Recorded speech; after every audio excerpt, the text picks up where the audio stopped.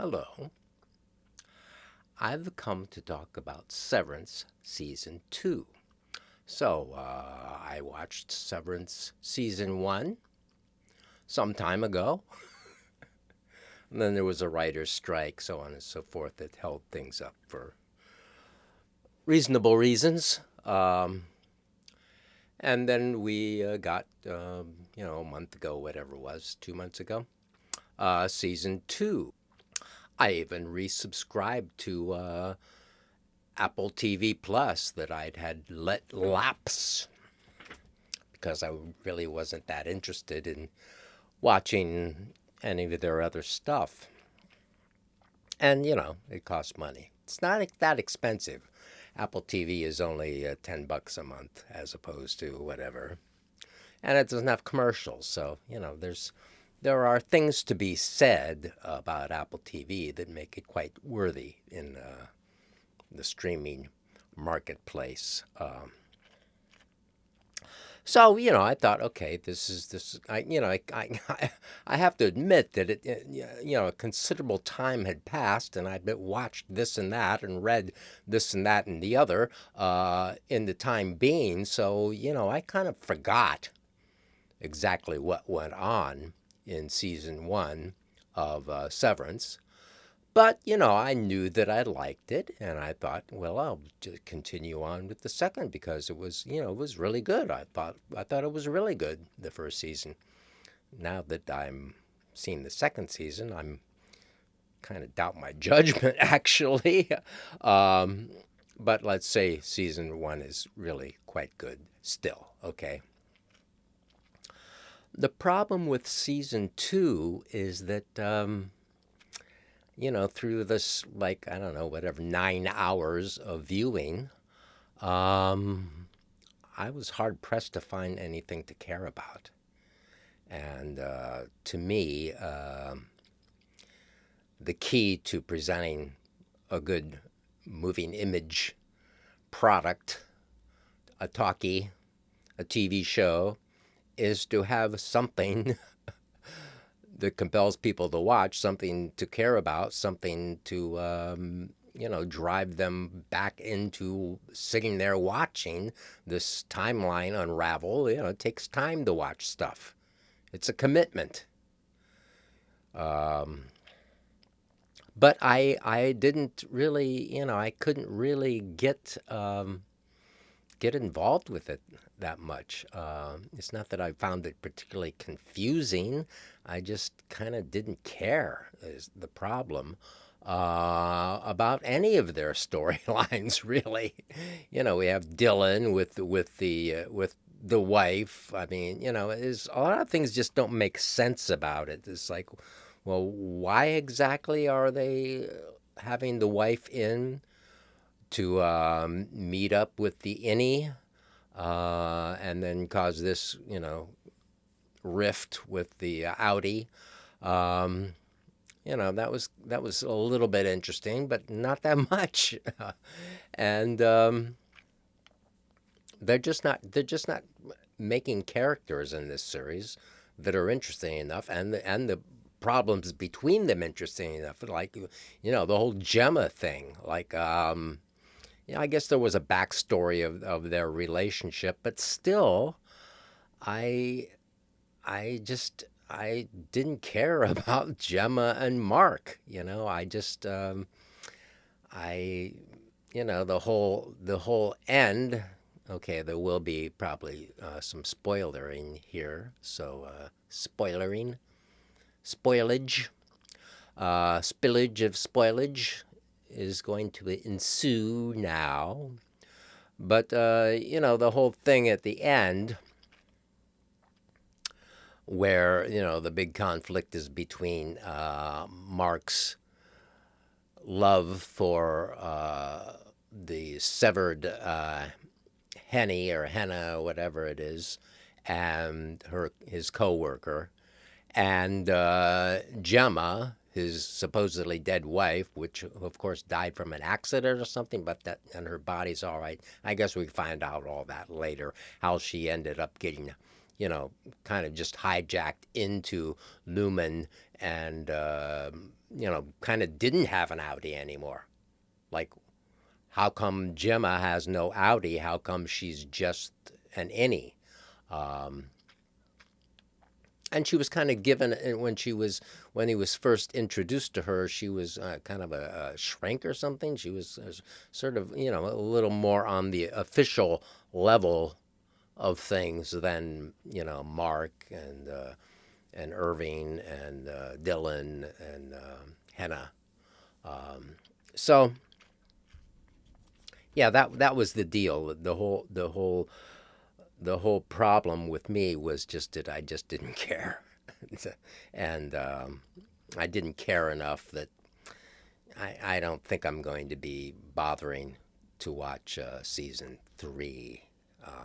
Actually, I just today unsubscribed again to Apple TV, um, and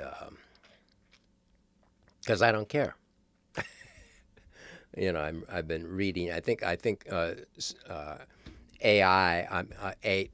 You know, the Zuckerberg said he was going to create that there was going to be AI created content on Facebook, and I think I saw a lot of that this last week or the last few days since the Severance finale came up. There's lots of posts about Severance and lots of people engaging with these posts. And I looked at some of these posts, and you know there are several posts, and I think that's probably kind of the AI generated thing, and then people, you know, respond to them naturally, and then that causes other people to respond to them, you know, getting in arguments.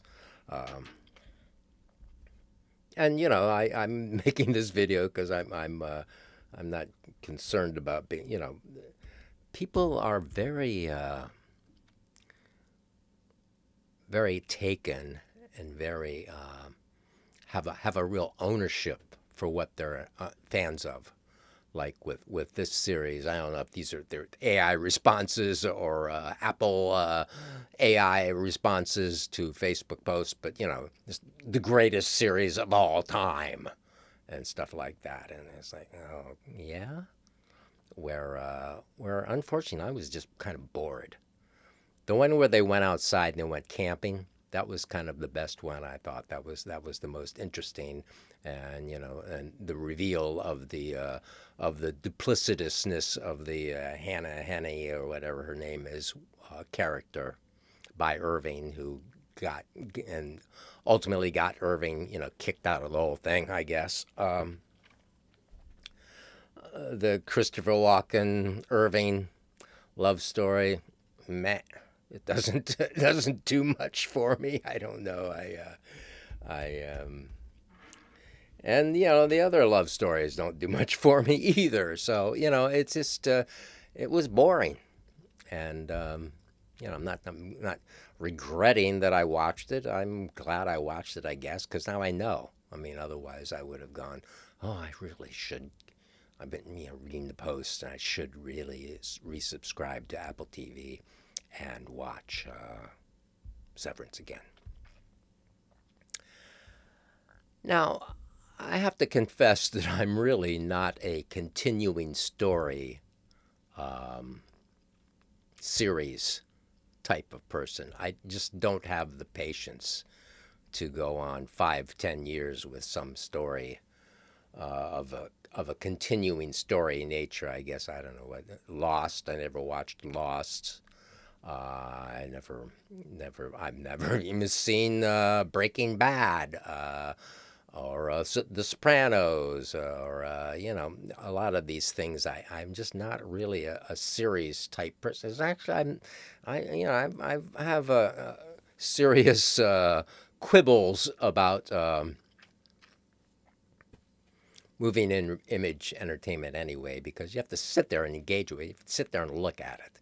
As a matter of fact, I mostly just kind of get high to diminish myself to a proper state of enjoying television. You know, it seems to work better that way. I'm, less bored, less like, oh, well, what can I do now? But anyway, it was just kind of boring. I got tired of seeing white hallways. The baddies are all just, the functionaries within Lumen are just, too much baddies. Like nobody has any humor. Like all the official people, like the fat guy with the beard that Mark had a little bit of a confrontation with there toward the end. Um, you know, all these stony, serious people. The Patricia Arquette character, oh, is very, very serious. We're very serious. The old guy, Egan or whatever, oh, yes, he's very, very serious. They're all very, very, very, very serious. I mean, what happened to the villain that, like, said, like, smart-ass things that were kind of fun, I think they could maybe make their villains even a little more interesting. Maybe it's just to show the coldness of the corporate life. I see the series called the Anti-Capitalist. Well, anti-capitalist. This. I don't get your anti-capitalism from Apple. One of the most successful capitalist entities, corporations in the history of mankind. Um, how does that work? I don't know. I mean, that's the deal with all this stuff, all this entertainment stuff from movies. It's all costs so much. It is a reality that there's only so much time in the world, so much time in each of our days, so much time in our life. I'm probably talking to someone who has maybe more time in their life yet to go than me, being, in my 70s and all that. But I spend a lot of time reading. So I'm reading this 728 page book right now. So this takes me a lot of time. So I really am enjoying the book very much. I'm reading about these lives of these Hollywood people who were really smart, very clever, very fun to read their stories. It's all interviews with the uh, Hollywood radicals, blacklisted people, actually, from the 40s and 50s. So I need time to read, and and that doesn't mean that in the evenings I don't watch a series or two or other things. I like to watch moving stuff too. It's like it's kind of laid back. It's easy, and I've done it my entire life. I mean, I grew up being a TV child, so it's comes natural to us now, doesn't it? But with the series thing, I'm really more happy with a series that does 8, 10 episodes and then you're done with that storyline. And then like The White Lotus, for example, a very good example. The White Lotus, more or less, has, now we're in the third story that it's going to begin and end with the whatever 8, 10 series trajectory, episode trajectory of the series. So we don't have to wait to see what happens next in 2 years from now. And the Righteous Gemstones is the same way. Both of these are Max, and Righteous Gemstones is a fun series, but and very funny and very interesting, and their stories are kind of one season two, and then off to a new season, a new story. So I think that is a better way to go for me than trying to keep on an interest with a long story that goes over several seasons. So regarding Apple TV and why I decided to dump Apple TV, one reason is that I spend a certain amount of time uh, our money on streaming media. Like I like to watch YouTube, so I've got YouTube Premium, which is over $10 a month. And I also have Max, and I recently got Max without the commercials, which is also over $10 a month. And I think I still have Hulu, which I don't watch that much, so I'll probably loosen myself from that soon. But I watched several things on Apple TV, and some of them that I've watched I've dropped away from, like Mythic Quest. The first couple of seasons of Mythic Quest were really good. I loved that series. And the third season, I didn't think it was so good. Once again, it was this sort of pandemic feel to it that it was like all kind of out of location, out of it was all kind of a lot of the cast wasn't in it. It was just a whole kind of different experience. And besides, I started watching Mythic Quest with someone else who I'm now no longer attached to. So I have a connection in that in my mind of first discovering and watching Mythic Quest with this particular person, and we both liked it together. And now I'm on my own, so it's so it reminds me of that when I watch it. So I don't like to watch it for that reason. Physical. I thought Physical was pretty interesting. The '70s thing about the woman who had like a sort of radical politician husband, and she's becomes a yoga, not a yoga, what's it called, aerobic dance or whatever, exercise instructor. I thought that was pretty good. I think that's kind of over. I don't know. I've tried to watch a couple other things. I what Russell Dobular was talking about on Undue Dissidence.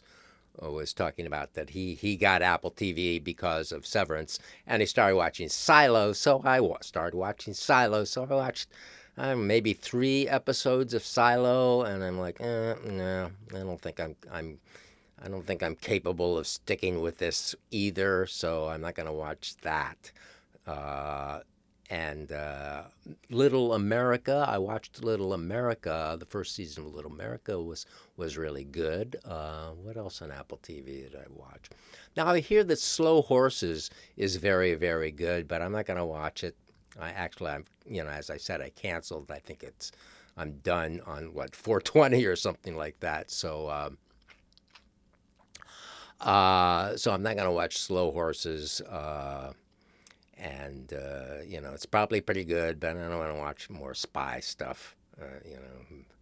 I'm intelligence agencies and so forth. I don't like them. So I think that's about it.